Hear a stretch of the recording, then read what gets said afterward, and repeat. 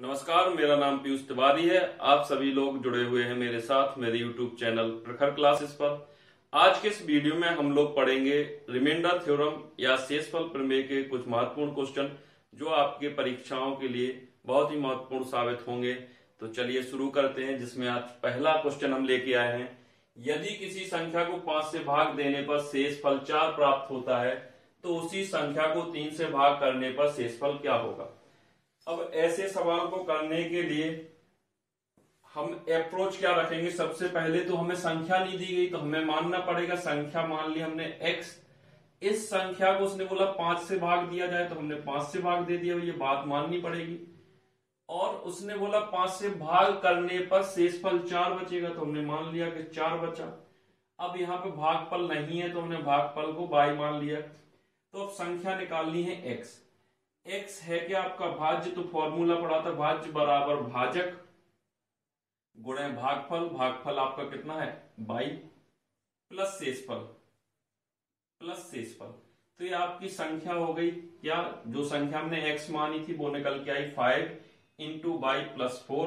अब इसी संख्या को उसने बोला है 3 से विभाजित करेंगे तो शेषफल क्या प्राप्त होगा। तो ऐसे केस में आपकी यहां पे जो संख्या प्राप्त होगी वो आपकी पूरी की पूरी 3 से विभाजित होगी। यदि ये संख्या आपकी 3 से विभाजित नहीं होगी तो ये सवाल ही आपका गलत हो जाएगा, सवाल बन ही नहीं पाएगा ऐसा। तो ये पूरी की पूरी संख्या 3 से विभाजित हो जाएगी तो आपके पास बचा क्या 4/3। तो यहां से हमें मिला क्या कि यहाँ पे जो 4 आता है वो क्या है शेषफल।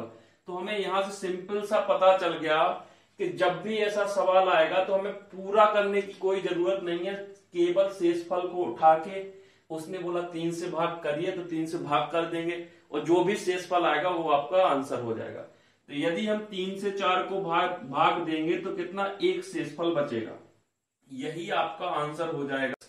फिर से समझते हैं, एक संख्या एस थी जिसे हमने 5 से भाग दिया था तो उसने बोला, उसने दे रखा था कि शेषफल 4 आएगा।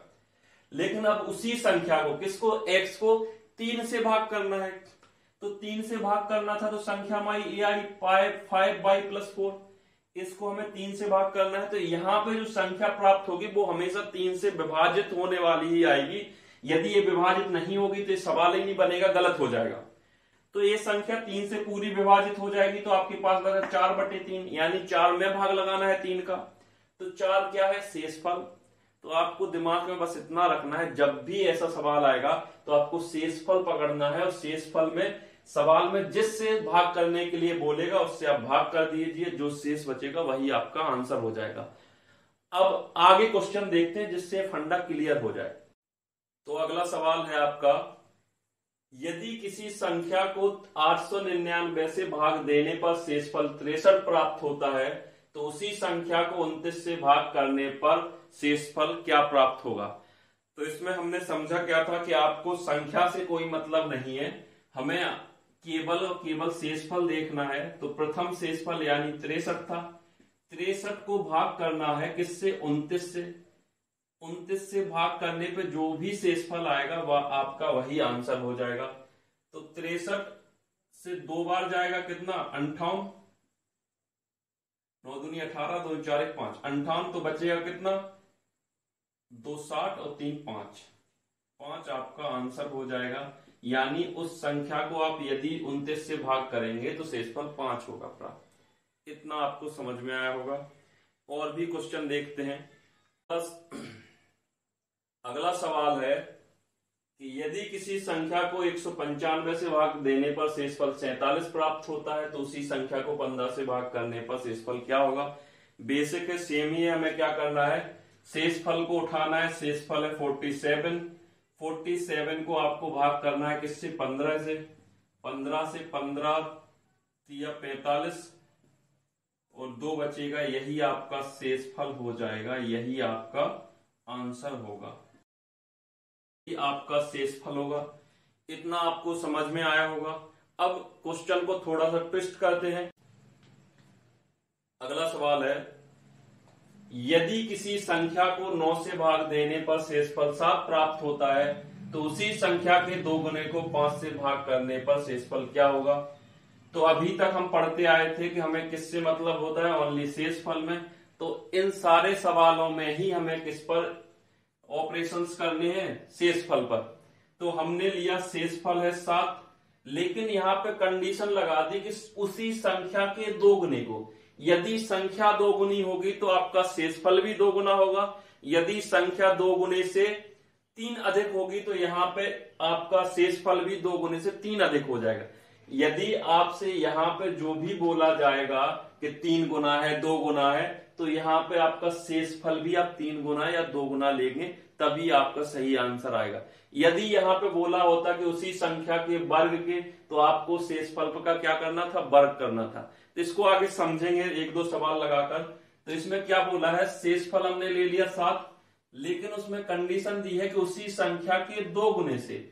2 गुना है तो यानी हमने शेषफल को भी 2 गुना करना है। तो शेषफल को 2 गुना किया तो हो गया 14। तो 14 को आपको किससे भाग करना है, 5 से। 5 से भाग करेंगे और आपका आंसर आ जाएगा 5 दूनी 10, शेष बचा आपका 4। यही आपका आंसर होगा, यही आपका आंसर हो जाएगा। क्लियर हुआ? आपको जो भी दिया जाएगा यहाँ पे शेषफल, उसमें यदि संख्या को 2 गुना किया जाएगा तो शेषफल को 2 गुना करके आंसर करेंगे। 3 गुना करा जाएगा तो 3 गुना करेंगे। वर्ग किया जाएगा तो हम उस शेषफल का क्या करेंगे, वर्ग करेंगे। और फिर जिस संख्या से बोला जाएगा उससे भाग करके शेषफल निकालेंगे। आगे इसके और सवाल देखते हैं जिससे आपके जो फंडा है क्लियर हो जाए। अगला सवाल देखते हैं हम लोग। अगला सवाल है आपका, यदि किसी संख्या को 156 से भाग देने पर शेषफल 29 प्राप्त होता है, तो उसी संख्या के 3 गुने को 13 से भाग करने पर शेषफल क्या प्राप्त होगा। तो ऐसे सवालों करने के लिए हमें किस पर फोकस करना है, शेषफल पर। अब यहाँ पे क्या बोला गया कि संख्या के 3 गुने को, तो शेषफल में हमें क्या करना है, 3 का गुणा करना है। तो 3 का गुणा करेंगे तो हो जाएगा 9 3 27, 2 3 दूनी 6 और 2 8, 87। अब जो 3 गुना करने पर आया है, संख्या जो आई है 87, उसको अब किससे भाग करना है, 13 से। तो 13 से आप भाग करेंगे तो कितनी बार जाएगा, 6 बार। 78, 13 6 78, 3 78 जिसे बोलते हैं। तो 87 में से 78 आप घटाएंगे तो कितना बचेगा आपके पास, 9। तो यही आपका हो जाएगा आंसर, शेषफल। बस इतना सा तरीका है। आपको जो भी सवाल में बोला जाएगा कि संख्या 3 गुनी है, 4 गुनी है, 5 गुनी है, तो आपको शेषफल को भी 3 गुना, 4 गुना, 5 गुना करके आंसर करना होगा। इतना आपको समझ में आया होगा। और आगे बढ़ते हैं। अगला प्रश्न है, यदि किसी संख्या को 17 से भाग देने पर शेषफल 12 प्राप्त होता है, तो उसी संख्या के 5 गुने से अधिक, 5 गुने से 3 अधिक को 15 से भाग करने पर शेषफल क्या प्राप्त होगा। तो हमें सारे ऑपरेशंस यानी सारी जो क्रियाएं करनी होती हैं वो किस पे करनी होती हैं, शेषफल पर। तो हमने शेषफल को उठाया, 12 है। अब शेषफल में क्या बोला गया है, उसी संख्या के 5 गुने। तो हम शेषफल को क्या कर देंगे, 5 गुना कर देंगे। 5 गुने से 3 अधिक, 5 गुना करने के बाद भी 3 अधिक है तो हमने 3 को जोड़ दिया। ये आपका हो गया। इतना आपको समझ में आया होगा, क्योंकि यहाँ पे बोला गया था उसी संख्या के 5 गुने, तो हमने शेषफल का क्या कर दिया, 5 गुना कर दिया। से 3 अधिक, 3 अधिक है तो 3 को हमने जोड़ दिया। तो आपको मिलेगा ये 12 25 60 3 63। तो संख्या आपके पास हो गई 63। अब 63 को आपको किससे भाग करना है, 15 से भाग करने पर शेषफल क्या होगा। तो 15 से हम इसको भाग करेंगे और शेषफल निकालने की कोशिश करेंगे। 15 चौक 60, आपका 3 शेषफल बचेगा, शेषफल बचेगा। ये आपका उत्तर हो गया। क्लियर? ठीक है, इतना समझ में आएगा। बड़े आसान सवाल है। इसके बाद अगला सवाल देखते हैं हम लोग। सवाल है, यदि किसी संख्या को 20 से भाग देने पर शेषफल 5 प्राप्त होता है, तो उसी संख्या के वर्ग को 3 से भाग करने पर शेषफल क्या प्राप्त होगा। तो हमें फोकस करना है ओनली शेषफल पर। शेषफल अपना कितना है, 5। तो 5 का क्या करना था, अब यहाँ पे कंडीशन लगाई गई है कि वर्ग करने पर। तो यदि संख्या का वर्ग होगा तो शेष फल का भी वर्ग होगा। तो शेष फल का यदि हम वर्ग करें तो हो जाएगा 25। अब 25 को किससे भाग करना है? 3 से। तो 3 से भाग दोगे तो 3 से 3 की टेबल में 8 बार में 24 आता है। 24 कट जाएगा, बचेगा क्या? 1, यानी 1 आपका शेष फल हो जाएगा। शेष फल हो जाएगा। यही आपका उत्तर होगा 1। समझ में आया होगा? ठीक है। क्या करना था? सवाल में था क्या कि यदि किसी संख्या को 20 से भाग देने पर उसने बोला कि 5 शेषफल प्राप्त होता है, तो उसी संख्या के वर्ग को 3 से भाग देने पर शेषफल क्या प्राप्त होगा? तो हमने शेष उठाया, कंडीशन उसने दी थी वर्ग करने पर, तो कंडीशन वर्ग की थी, तो हमने क्या कर दिया? शेषफल में वो कंडीशन लगा दी, वर्ग कर दिया, शेषफल का 25 हुआ। 25 को 3 से भाग देंगे तो 25, और 25 को 3 से भाग देंगे तो 3 की टेबल में यानी 3 के पहाड़े में 24 आता है, तो 24 कट जाएगा, 1 शेषफल बचेगा। भाग कर लीजिए। आप लोगों को इतना समझ में आया होगा। आगे सवाल बढ़ते हैं, हम लोग करते हैं।